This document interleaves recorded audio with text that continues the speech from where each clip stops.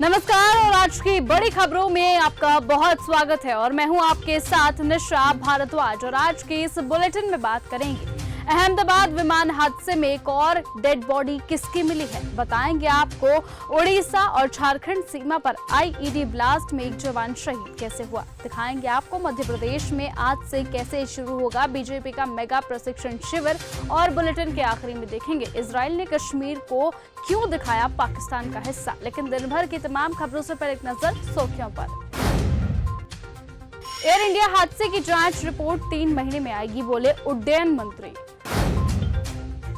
650 feet की ऊंचाई पर खराबी आई, अहमदाबाद में फ्लाइट क्रैश पर नागरिक उड्डयन मंत्रालय की प्रेस वार्ता। दिल्ली के जनपथ रोड स्थित सीसीएस भवन में लगी भीषण आग, फायर ब्रिगेड की 13 गाड़ियां मौके पर पहुंची। अहमदाबाद विमान हादसे में एक और डेड बॉडी मिली, अहमदाबाद क्रैश साइट पर एक और डेड बॉडी मिली है। ये एयरक्राफ्ट के टेल साइड में फंसी हुई थी। अभी भी एनडीआरएफ और लोकल पुलिस मलबे की जांच में जुटी है।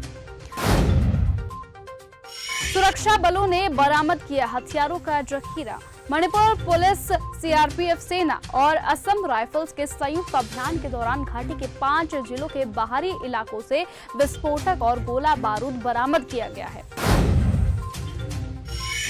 उड़ीसा झारखंड सीमा पर आईईडी ब्लास्ट में एक जवान शहीद, उड़ीसा झारखंड सीमा पर नक्सल विरोधी अभियान के दौरान आईईडी विस्फोट में सीआरपीएफ जवान शहीद हो गए हैं। ये जानकारी अधिकारियों की ओर से दी गई है। हमें अच्छी जीत की उम्मीद है, केरल के वायनाड पहुंची कांग्रेस महासचिव प्रियंका गांधी वाड्रा ने कहा कि हम उपचुनावों के लिए बहुत अच्छे तरीके से लड़ रहे हैं और हमें एक अच्छी जीत की उम्मीद भी है। हमारी पार्टी और यूडीएफ में हर कोई एक साथ लड़ रहा है। मैं सभी को कड़ी मेहनत करते हुए देखकर खुश हूं और मुझे लगता है कि हम बहुत अच्छा करेंगे।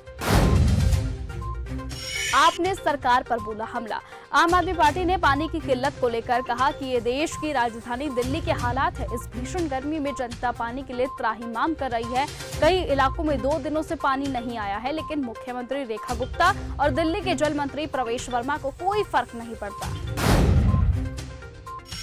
अहमदाबाद विमान हादसे की जांच के लिए उच्च स्तरीय समिति का गठन, नागरिक उड्डयन मंत्रालय ने ये ट्वीट किया कि 12 जून 2025 को अहमदाबाद से गेटवे हवाई अड्डे के लिए एयर इंडिया की उड़ान AI-171 के दुर्घटनाग्रस्त होने के कारणों की जांच के लिए एक उच्च स्तरीय बहुविशेषज्ञ समिति का गठन किया गया है। समिति ऐसी घटनाओं को रोकने और संभालने के लिए जारी मौजूदा मानक संचालन प्रक्रियाओं और दिशा निर्देशों की जानकारी करेगी और भविष्य में ऐसी घटनाओं से निपटने के लिए व्यापक दिशा निर्देश सुझाएगी। तो वहीं समिति संबंधित संगठनों द्वारा की जा रही एक अन्य जांचों का विकल्प होगा, बल्कि भविष्य में ऐसी घटनाओं को रोकने और संभालने के लिए एसओपी तैयार करने पर ध्यान केंद्रित किया जाएगा।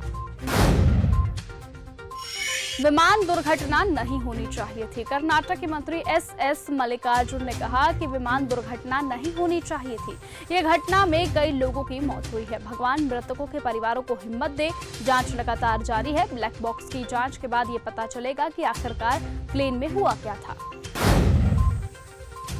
व्यापारियों और उद्योगपतियों में औद्योगिक नीति से काफी नाराजगी। जम्मू कश्मीर के डिप्टी सीएम सुरेंद्र चौधरी ने कहा कि जम्मू कश्मीर के व्यापारियों और उद्योगपतियों द्वारा उठाए गए मुद्दे बहुत वास्तविक हैं। उन्हें ये लगता है कि उनके साथ भेदभाव हो रहा है और साल 2021 के बाद पेश की गई औद्योगिक नीति से उनमें काफी नाराजगी। उन्होंने कहा कि नीतिगत प्रोत्साहन ज्यादातर बड़े समूहों के लिए दिए गए हैं, जबकि आम उद्योगपतियों को छोड़ दिया गया है। मैं उनके साथ एक आधिकारिक बैठक करूंगा।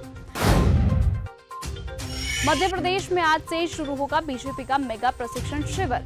बीजेपी मध्य प्रदेश में मेगा प्रशिक्षण शिविर शुरू कर रही है। मध्य प्रदेश के पचमढ़ी में बीजेपी का 3 दिवसीय मेगा प्रशिक्षण शिविर आज से शुरू किया जा रहा है।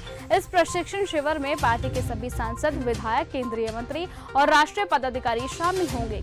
केंद्रीय गृह मंत्री अमित शाह इस प्रशिक्षण की शुरुआत करेंगे और उद्घाटन सत्र को संबोधित करेंगे। अहमदाबाद विमान हादसे में छात्रों के परिजनों को दिया जाएगा 1 करोड़ रुपए का मुआवजा। अहमदाबाद विमान हादसे में मारे गए लोगों को लेकर टाटा ग्रुप ने स्पष्ट किया है कि सिर्फ विमान में सवार लोगों को ही नहीं, बल्कि जमीन पर हताहत हुए लोगों और छात्रों को भी टाटा ग्रुप की तरफ से 1-1 करोड़ रुपए का मुआवजा दिया जाएगा। तुर्की ने दुश्मनी तो नहीं निकाली। अहमदाबाद में एयर इंडिया के विमान हादसे पर योग गुरु बाबा रामदेव ने तुर्की की ओर इशारा कर दिया है। उन्होंने कहा, मुझे ये लगता है कि तुर्की की एक एजेंसी जो विमानों में मेंटेनेंस का काम करती है, कहीं तुर्की ने ही तो नहीं इसी के जरिए दुश्मनी निकाली है। वो कहते हैं कि कहीं उनसे तो कोई साजिश नहीं रची जा रही है। उन्होंने कहा कि भारत को अब इस तरह के संवेदनशील मामलों में तो विदेशी हस्तक्षेप को कम करना चाहिए। मंगली लाल मंडल होंगे आरजेडी के नए प्रदेश अध्यक्ष। मंगली लाल मंडल ने बिहार आरजेडी के अध्यक्ष पद के लिए शनिवार को नामांकन दाखिल कर दिया है। नामांकन दाखिल करने के लिए वो नेता प्रतिपक्ष तेजस्वी यादव के साथ गाड़ी से पार्टी कार्यालय पहुंचे। नामांकन के वक्त आरजेडी सुप्रीमो लालू प्रसाद यादव, राबड़ी देवी और मीसा भारती भी उनके साथ मौजूद थी। असम के धुबरी में जारी हुआ बड़ा ऑर्डर। असम के धुबरी जिले में ईद के बाद हनुमान मंदिर के पास मवेशियों के सिर रखे जाने के सांप्रदायिक तनाव बढ़ गया था। तो वहीं मुख्यमंत्री हेमंत बिस्वा शर्मा ने इस घटना की कड़ी निंदा की थी और कानून व्यवस्था बनाए रखने के लिए सख्त कार्यवाही का आदेश दिया है। उन्होंने पुलिस को अवैध गतिविधियों पर तुरंत गोली चलाने का आदेश दे दिया है।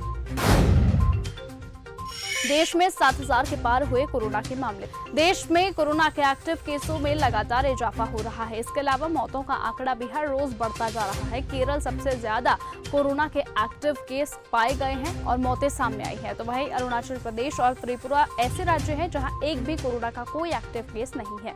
पंजाब सरकार ने भी कोरोना को देखते हुए और उसके बढ़ते मामलों को देखते हुए एडवाइजरी वहां पर जारी कर दी है। इजराइल ने कश्मीर को दिखाया पाकिस्तान का हिस्सा। इजराइल की IDF ने शुक्रवार को एक पोस्ट किया था जिसमें वो ईरान को ग्लोबल खतरा दिखा रहा था। तो वहीं इसी पोस्ट में इजराइल ने भारत के नक्शे में बड़ी गलती कर दी थी। इजराइल ने कश्मीर को पाकिस्तान का हिस्सा दिखा दिया था। हालांकि इसको लेकर लोगों ने प्रतिक्रिया भी दी थी।